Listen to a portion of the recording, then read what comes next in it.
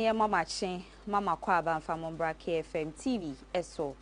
breno ewie drena no pensem bebre na ena ababe kan inside de babe so mo sekase ewo KFM TV eso na sana ne yenda KFM Musical Center sisanse instruments omudi abedwa man so de ebo enwum tofo edwumakuo nyina se ebetimi ama enwum to na ye brae boko de amom no womo to nsite mi e de from mo chese bra no ma instrument no ekonanimu kramantem ha de zongo lane no mo ewo eba ne so wa santimantem so afo ani chemu edum omo ne Sambra Hotel no ebo animhwe instrument bi apebia no kɔ ha ombenye bi edi amaw ye fro ne enko talent microfinance eno si esikasem eno mo edi aba nti ubi apebesia di udada adwuma opesika hye de okita ni mo kena ebetimi apegya wadwuma nim di amaw no talent eto nsa afro se bra beje bi eye besianse ho ne ekitoe bi uji a ohaw bi ani ho da abeda si ho no kitwe bia eno nkofo adwendwen ne kwanana bia emfa mbro no wo mo se bra beje sa besia na bi talent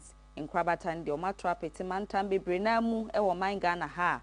bia ye ben wo no kwa no mahwe ahihye sikasem ni yese ne wo pe no no etimi edi ama na de otwa to kra no eye dadaba take up eno so ye phone se ne ho aka de phone bia ope bia phone bia wati dim bia phone bia ye bodin bia no okodada ba tekaba obenye bi ewo ho na josio no ewe ye kaneshi bia ya atakwa station ehye wo no mpai no dada ba tekaba ho okwa obema phones ne ho aka de bia opebi de ache opebi etu akwakoto ani nyina no obenye bi edi amanyumekoi ene na no pe omobo mechi do mamede nsem ahodo no aba besomo nsem ne doso na de edi mu akotene bi ene se Ghana mampani His Excellency John Dramani Mahama ne dua me no kasei wa hye na miensa ato ho a eye nuanom eno ada omo fa muti nananom wonse do enna mewiem hye no tebehwe from enam so ama eye mpanyufo bebre omo wo mu nsoso etimeti nananom wonse do no wo chese de da miensa eto ho ne esuo mu ayo meyi a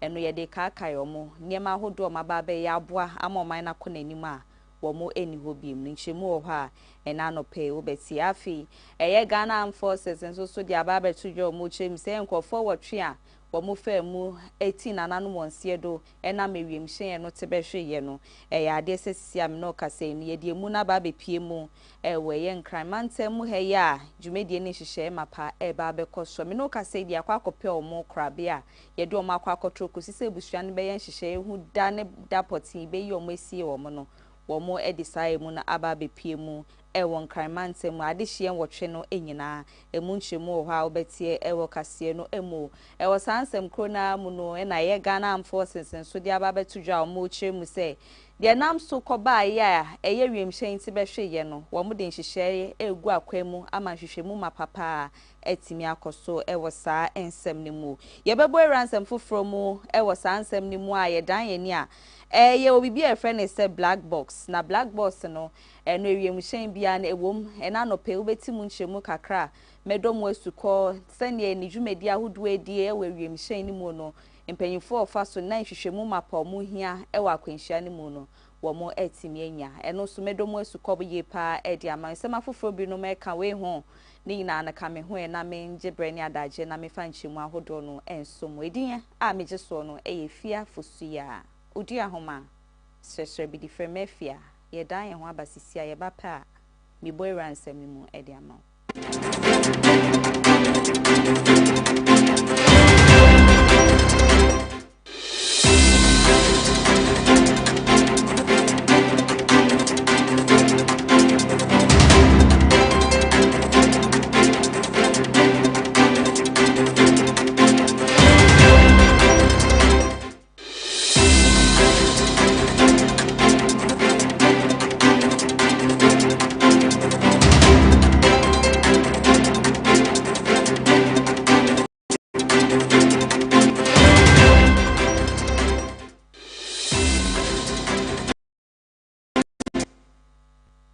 KFM TV eso ye won from nti abe fontin no KFM TV GH Facebook na YouTube oto aye wo ha de ekoso TV ne so no obenye bi e wa abe fo kwan so mention nsem na say na anope emfa maldia eno ada oman Ghana ha de yante asem de na eyo yele kese pa na atorenchem kese pa ene tu wo mamu no enyina sanse nkofo wotwe a na omonam kwan so a chese wiem hye na na omote a womokwa akopie mu asante mantema ma edwuma etimi akoso ama oman ni chichire akọ nanimu no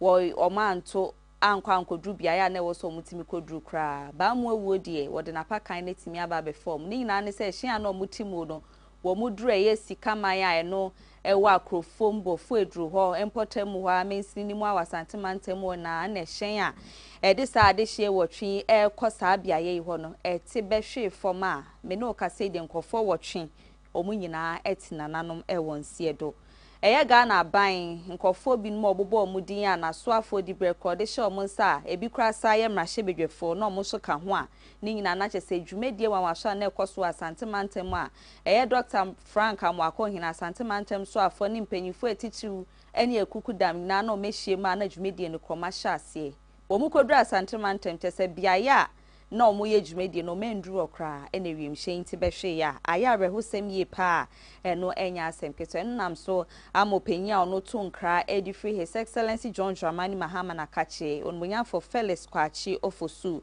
wodi abambe tumontini ma wo chem se sisi ade ye de na miensa to ho a ye de esu sa ade hye enwotwen sanse adwuma na na omokwa akoye edi abo oman Ghana nam so amomenti mi ndru bia ya na omokwa sisi am no kase womo enka atiasefo ho ebiem nti ehya ase enei ekosi na wotwe mu nyina ade ye de kaka yomo niema ahodo ma waso mbeye boaye emo man nitimi ko na nimo ni nyina no ye de sabre ni nyina kaka yomo Ghana man pani so ni dwumedi ahodo wose wodie na afio ni mpanyifo ni eku ahodo hyiehia adwendwe oman ni ho nyina no watwentwen ni nyina no etimi ede asense sanse ni braba sankrofo ya womo ehye omokwan mu konfiri wo nyina na yoman no mokoso mo adwendwen ho na fofia nto ata sabre hosami etimi esi sisi am no kase nso de yade se chief of staff munyanfo Julius Debra enso ahye se ye Frank ahodo ewo man mu nyina no ye twetwe ni nyina no embra fom na ni nyina ne ye fa nkyere se oman ne ni abre pa sanse yesu sa ade hye ya na omokwa akoso moman ya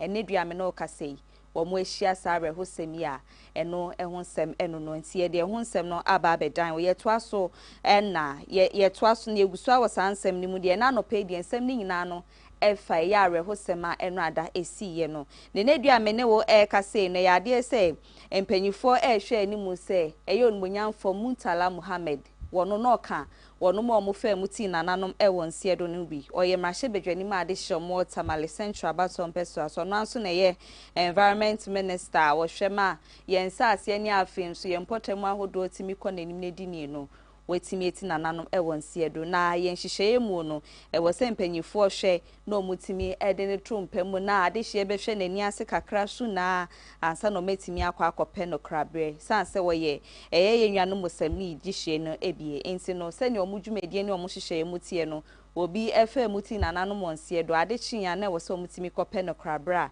eno ho nsem eno omutimi no ka se die ye abusua ede ma ye saa ekuyi ene pape eye ebusua ba montina omoche se eyiyo ne bekoso enedue na eyi onmunyanfo Alhaji Sharaf Savannah Afia Alhaji Baba Sami Afa Abdul Sumed Farukia and Afi senior political figures ahodo bebre na te se onmunyanfo Harina Idrisu a ono ye mrahye bedwani ma Tamale South Abaton Peso aso saye soafo hwe omesua ho nsem oman Ghana ha no wono so ensa ewo mu bio mu nyina no mo hwe anim se yiyo no ebetimi akoso Afia ya Alhassan Suhini a wono so ye mrahye bedwani ma de hyomo Tamale North Abaton Peso aso no ya ade se woka ho ebi Afia nye onmunyanfo Ata Isa ono ye mrahye bedwani ma de hya wono mo Sanrugu Abaton Peso aso na ye onmunyanfo Ali Andof wono so ye tifi mantem so afo a wono so eka ho bi na ye tifi mantem so Tamale omo amrado so onmunyafo Abubakari Adam Takoro wono so eka ho ni dwumedie no hyehyɛ nyina mpanyifo nyina kɔ montoma abo ano a wo mo hwɛ ni mu sɛ onmunyafo Muntala Muhammad ombekwa akɔpɛ no krabra eno nsɛm omo edi aba betu edwa na enumu eno mo kyɛ sɛ omo hwɛ ni mu sɛ tichiru enintini atwotwororo wo mo dɔ no ene ne mpotamu nyina ombeba behwie mu sɛ beya ombetimi aba behwe nani ase ene afi nani echi kosi sɛ ebusua bepeja no ede na kwa akɔpie mu ewe ye mu krabia ni nyina no wo mo de ne kwa akɔtro ho na kyɛ sɛ ye ntimi akata o mechi krakrakra na enumu eno mo to nsade afrɛ ye ejamfo nyina so mo mbrɛ ewon krata sanimu no mu bebo amajumedie no entimi nkoso nti endisa meni okwo ni de me no kasa de wo mani abrese krodom a eno enya asem keto akra ni nyina no wo mo hwe ni mu se bibia no betimi akoye na etimi edimu na yetimi akra sampanyifo echi krakrakra na wosansem ni mu a eno ada no mu de betu dwa se ne due no ndu pepepe yekope ne krabre na emu na anom san so de ba montini mu a wo mo che se sisia no e wo so mo ye dwumedie ni hihye bi nti no sene wo se wo mo kokata o mechi no enya de se wo mo ebetimi aye nti eno na ga na ban san so de abeto montini mu a wo che se ye onmunyamfo Ibrahim Mohammed Mutala a ono ye Minister for Environment, Science and Technology and Afenso Honorable Alhaji Mohammed Muniru Limuna a ono ye Acting Deputy National Security Coordinator no so eka wonoma no motie awiemu hyen ni mu no enedwe ena nka wo se yesie o mo nenso no enhyehyɛ mu no masan so atwetwe asensen a wo mo hwɛ ni mu se ye nhwehwɛmu mapa betimi akoso e wo sansem ni mansa na sankrofo koyi wo metimi akopɛ wonom ekrabre na ye etifi mantem so afon monyamfo Ali Andofo no na de betu dwa wo chips si ade yiyo ne de sene eye muslimi nhyehyɛ mu ke wo so mo ye no womo atwentwe asensen ti sene eyiyo ne bekoso nhyehyɛ ahodo mo de beka ho ene ye koye ni mu nyina no womo de beba betudwa e magana de hye nyina ehu nti sisia no sene omo hye se nondu pepepe womo kokata eye abrantie ye chi no womo atwe ni nyina no etimi e de asensen ebusia yento aso wo sansem ni mu emfa ma odia eno abrare hosem no esiye no ene na mpanyifo ebutua ebo mo homoden so mbehwehwe biaya sa de hyen wotwi wonom akwa akoto sanse bra asem ni siye no no mu hu bebi emu ne kra afa yare hosem pa o enwre mu bebi kra ena ene kwayem pa tu ena ewem hyen kwete hweye nti no se be atememfo ni bi kra betimi akwa akodu biaya na are hosem na sie no nemu edin ye pa edimom sanse nemu twen ena ye kwaye mutu nsoso ena enam so ema ewem hyen kote ehweye na enedua me no kase die ya de sie die mu wotwen no wo mo a wo mo ka ho nyina no ye de o maba bepie mu e won kraimantem eno ada enwumre pepepe ena ewem hyen foforo esan so de wonom ebepie mu a be ma camp o ma so mu eni enhyehyɛ ni dwumedi ahodo bebre na akoso eni ohwese ne adaka ebesi ho na nkofo wotwen ye de omu nyina egugu mu de eye Ghana franka katakata omo ho ana areho ye pa ye nto aso sansem ni mu emfama. Esbera party, please move now.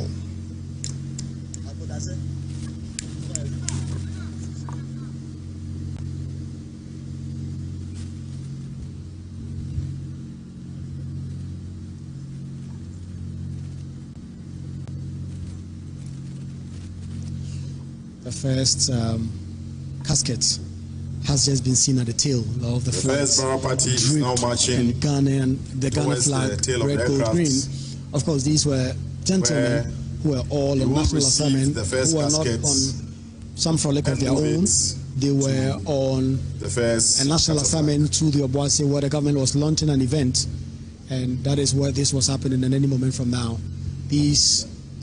caskets will all make their way to the tables.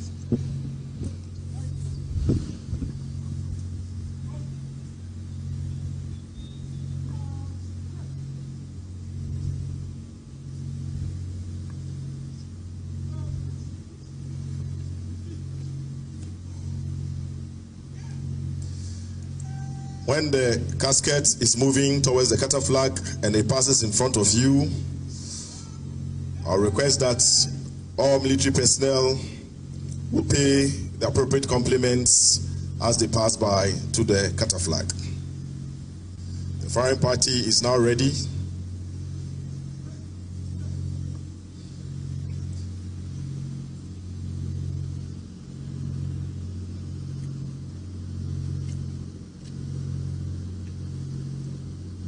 Firing party.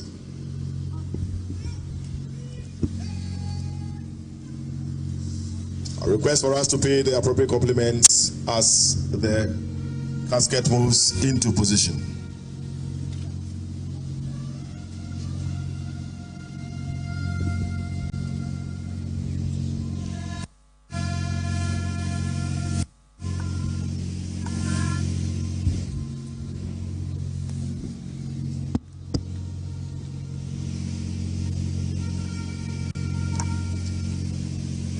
Second cataflag will now commence movement to the aircraft.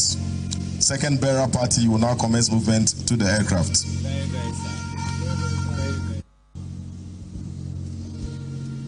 There's a lot of tears among some members of the Ghana Armed Forces who are here. Of course, some of these pilots and flight crew were their colleagues. They operated together from this Air Force base every day,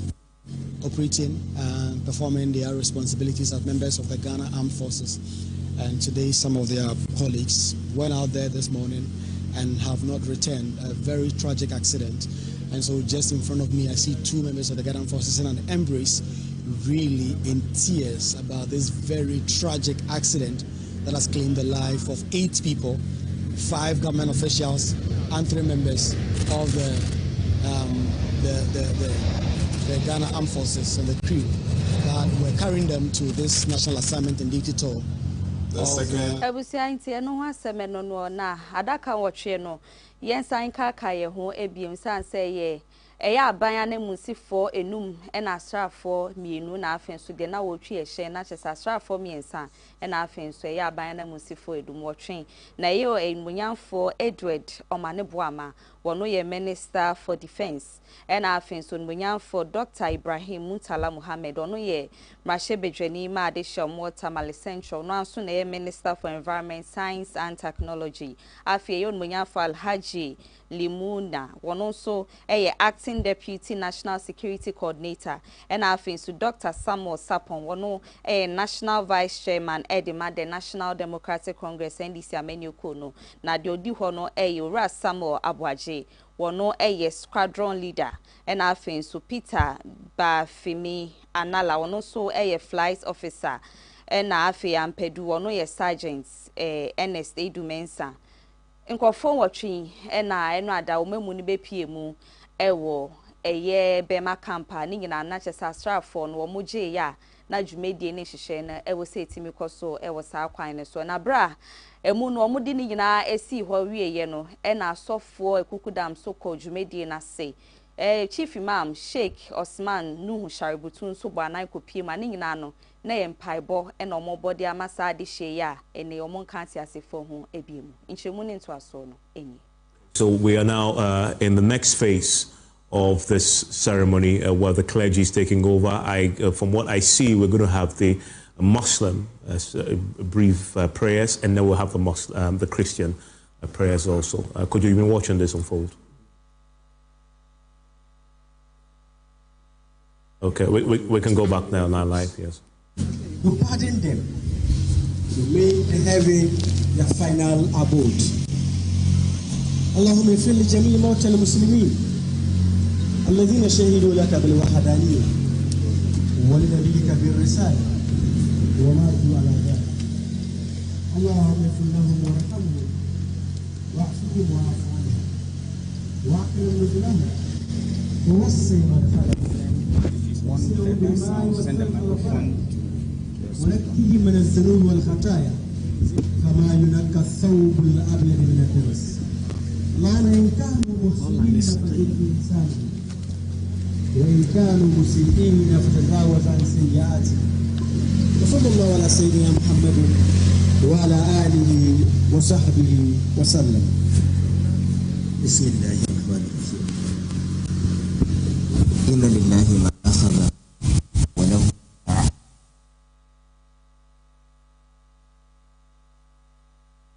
لا اليه راجعون.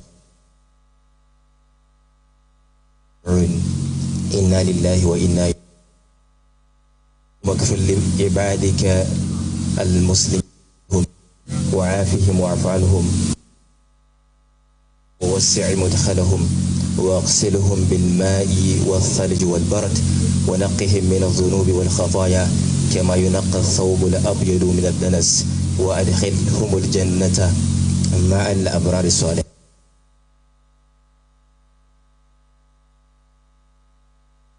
محمد وعلى آله وصحبه. Abusia yeto aso wasansem ni mo etimidia ma ne duame na okase eye Ghana Armed Forces so mo dia ba betu montiri ma mo kire sen hwehwemu ma papa etimi ba be koso de koso e baaye enam so amawie mu hyen timi kotehweye wo sika mai no wadanse akrofo mensin wasantimanta mo bra no mukodi o mudada adwuma nkofo wotwen ene wo mu etinana no monse edo no hu behia yi se hwehwemu mapa etibi ekoso nse ne dua me no kase no wo ma yen hwehwe de ne magwa kwamu akeka ne ma bomu ehu ne ma hodo e wo se o mu yi frim ne de o mu de ka ho nyina ne nyina no wo mo hwe anim se o behu bia ye poten a ekoba ya ade edi sie mfom so a etimi ba ya o mentimi anso ano ntema enam so ma ade hye wonom enka atiasefo ho ebi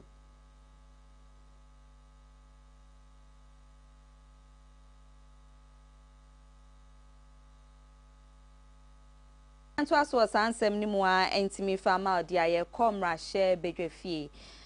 sanse ya ade hye mienu a wonom eye kita asoafo di brafin so mo ye mra hye bedwani wotimamufu ahodo binumu wonom ebreye eni afin so mo edamu no wo mo hwa man totoye ne nyema etimi akoso no sisi a no mo sa mpanyifo no mo eni hobiem eno ne nam so ama mpanyifo wo mo so kai sene na eye muntalati ase na afin so ye onmunyamfo Dr. Patrick Omanebo ama ono so ti ase ne ma hodo a edwedo Omanebo ama mo fan cheme asem no efumi mu ntino ena ehusem na kwaye science omo so tena se omra hye bedwafie na kyese ni nyina na omo edwendwen eniema ahodo a omo so wo ho omo eyeye ene o megina mra hye bedwafie no mugida apaso eniema ahodo omo di tudwa ni nyina no omo hwe eni musempanyifo befa ka omo nimdi ahodo omo se be a omo etimi di ebu oman no ene mra hye bedwafie omo nwinwi hu bobo hu ade niema bebre na egu akwemu a ye to aso sansem ni musei edi ama for a purposes of a hospital, the West Hospital, and there were structures in there. The structures were meant to house health workers. The hospital is expanding every single day. There has never been any time that hospital needs the land than now. Guatemala population is escalating. The number of people who go to the hospital is increasing every day. Strangely, that is the time they are selling lands and buildings belonging to the hospital. Now, if he should be answering the question. Now, if he says that you're the one making the assertion. Let me finish. To private individuals, to private people. To private people. Government is selling land meant for the hospital. Now, yes, to private individuals. He knows. I'm saying that. Now, if he says that it is Land Commission that does that, the reason why you are the mayor, and you want to feign consent. No hospital. Can I finish? Please. I'm saying that the opposite the West Hospital. Those structures belong. Can I finish? Can I finish? Let him finish. The West Hospital. Those buildings there belong to the hospital. That is a fact. That is a fact. And let me give you another fact. The prisons of Tamale. The prisons is in the premises of the Ghana Police Service. The only accommodation the prisons have is across the road, about 800 meters. The prisons wrote to me officially as their MP that they were asked to vacate their accommodation. Why? He should be answering it. Ghana Police Service. No, the government asked them, and let me answer. Government asked them to vacate. Listen, they wrote to me. When was this? A year ago. And I'm putting this, you see, you can check on parliamentary handouts. The question on the floor of the letter myself. And with this. In France since 11th March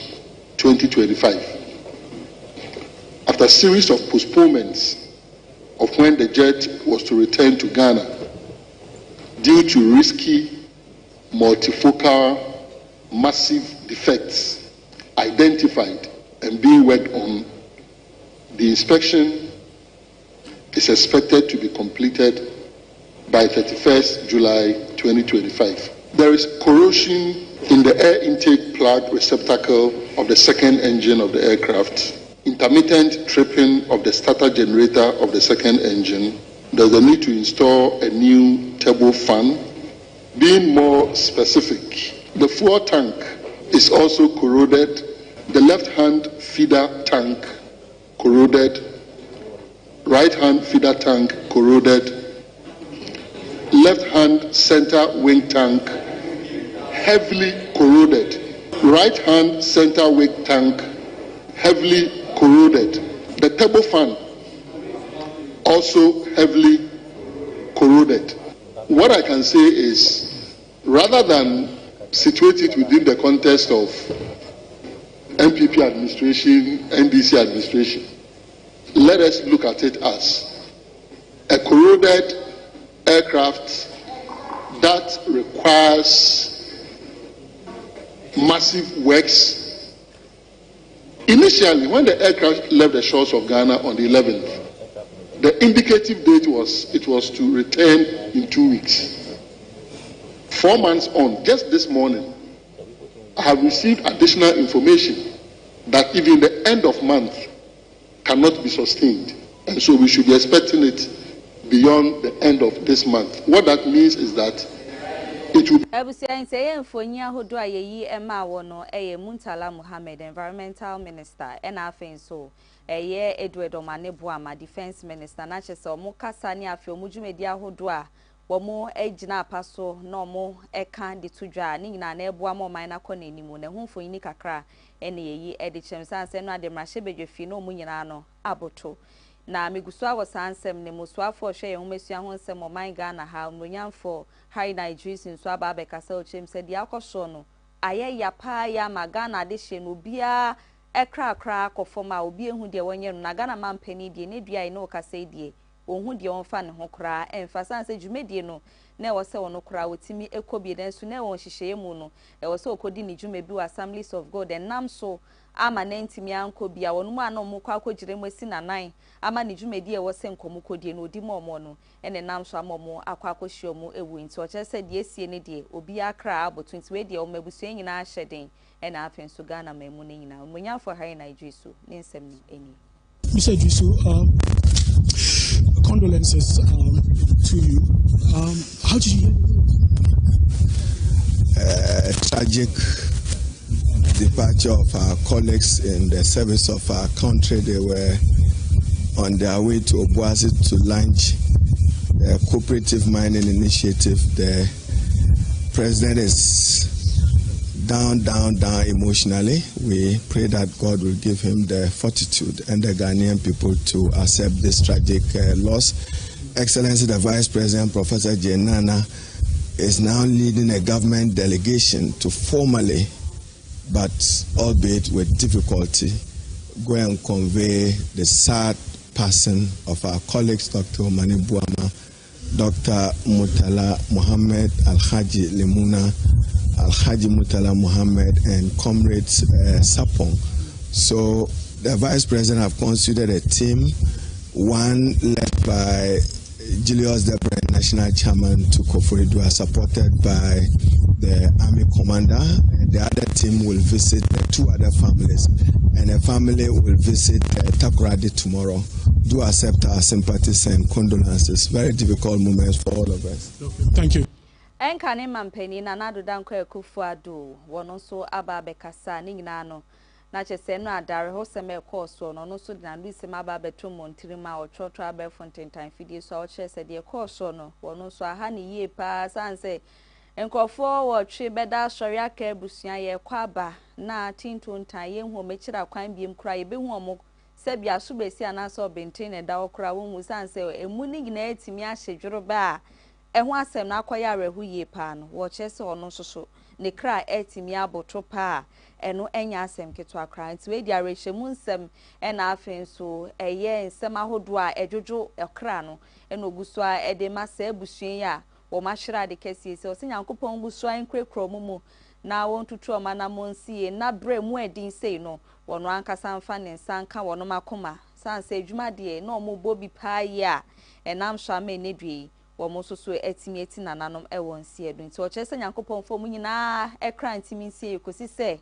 da ponda na ye nyina no ye besan so ehia ebiemu nti ensem ahodo a eye nkane mampani na nado danko Fosuah Oduahoma wode betu dwa eno no na eye enkane mampani John Ajekum Kofon so bekasa ya ni nyina no wono so nsem ekoso ye bi eno no so di na no December tu dwa eno so no so guso di arehemu nsem na afin so eye ya konsem ema ebusue nyina se womo enso makoma mu ye pa sanse drumre bi se dia eye na aya areho na sene obi esu wo se okabom ni nesu edru siri enso ane ne ekosiri bomo no ene nam so am no so de ne ho abemu se nkofo mu ye NDC fo so mu ye MPP fo ye nyina no ye Ghana fo nti areho semi se etimi esie wo so no so so tibi nice mu bie na ohwe e ma bibia no etimi kɔ nanim so no so nano atum a wo che se omo a o ma hwere mo kra nyina no Nyankopɔn emfa wonom ensie ye kosi se ye besan so ehia ebiem se no ho nsɛm no na mede ato akase ne so etimi edi ama meto aso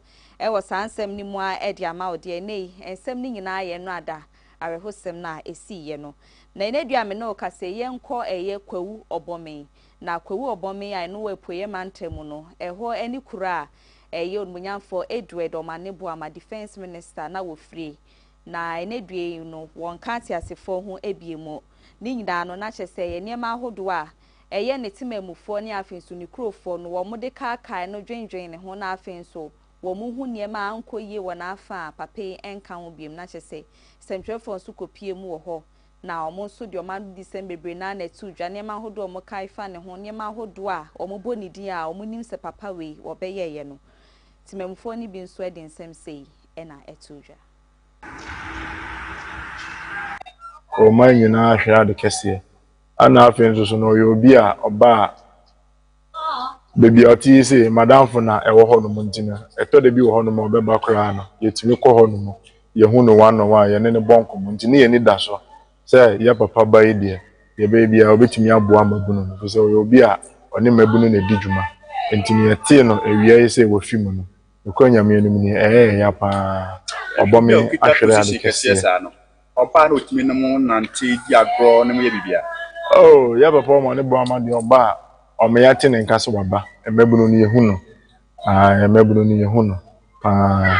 Ya ne bonko mo kama. Enti ne yate se wawu sa no. Ena na me ka se ne ye ni dan anim se waba ba defense minister oba be boa ama emebunu no yetimi enya dwuma pa aye. Enti ne yate se wawu no. Ko nyame ne me hayen. Obome obi a obehu ne bia boto se ehaye nyina openi wakolao ehaye nyina pacho asem na yeti ye de no kwasem amabọ me man ya dane abutu eye ya na anwen yensusukura ase ye bete de yate ni anwumere ye ya kabọ me de nka ye wie papa ne se de ne yemu ye ne se ne wote ne de kabọ me ma ye mamma ne merima de nka dwuma de gidi si se de na komate nka enyina benya bia ya me ne buso afufi anto atai Openi Edward Omanebo mo just to so nesu obakurima no onemu tise o so bakurimu a chese wo ye free mu obi a mpanifo no kura titiri tibre to abai kura de mete yesi nko beba ama NDC fo ne mrantie wo mu no nka obepe bia padwuma maye na se ya anti asem papa yi ti no kwasem wo me de ade ya de ye hunu bi papa asere kurima ye din do no ya so du pon na tutu no du pon tutu kwasem ya papa o manye nipa no ba me kwa de ne kwa tibie nti ka mu na mete asem no nyame anim no kware me ka se me boto me ye ma na me boa isi bi si fo ma pe mi bi se mi sister pani se de be na aba na se mama timi freti bi a me ba no se akoso ya mpa ena me senti se kura ne ma me be ye den ne ma me titi o be ye den na bo me man so eni kwa uma yanka sanso adekese papa ena ya hwere aje se papa no nyame anim no kare odonipa papa ohu wa ono be sere ohu ne nko ade ya ono be sere ena biye mu nso no se wo ba bi ampempenso a odi duye no ankanye se bo me man kwanko ana se NDC fo nko so ye NDC ni so ye NPP no na wa ba hye ye bo se kwa ukwu idie nka ye zo mbe na ne omani afefe ye ama ye mane ye nana no mu ne gumu no so ayede enye dwuma ye eneja kofi antoa na ye nko eye Tamale Central sanse onmunyafo Mohammed Ibrahim Muntala wono so ene ye mrahye bedwani ma de hia wono mo ho no aso ene ye dife eye environment minister na ye tememfo omo so wo ho no maka bebre na na afa ne ho omo ware ho mu ye pa sanse papa ne de no mu nim se ono so ba beboa ama e ho nchechie no ho kan kro na timi akọ na ni nso no se ne mu susu ye no omo dwen ye no entimi ankosa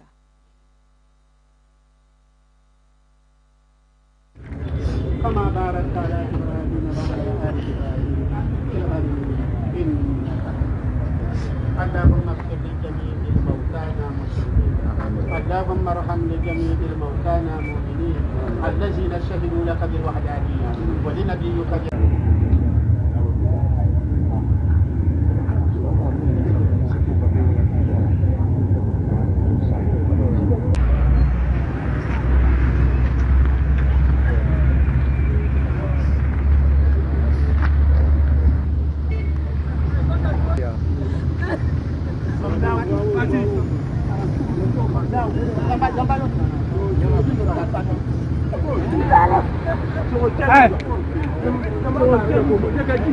Ebusianti eno so ho asem eno no ene etamale central so na ho adane ebutu pa obia no edi areho yi pa sanse odupon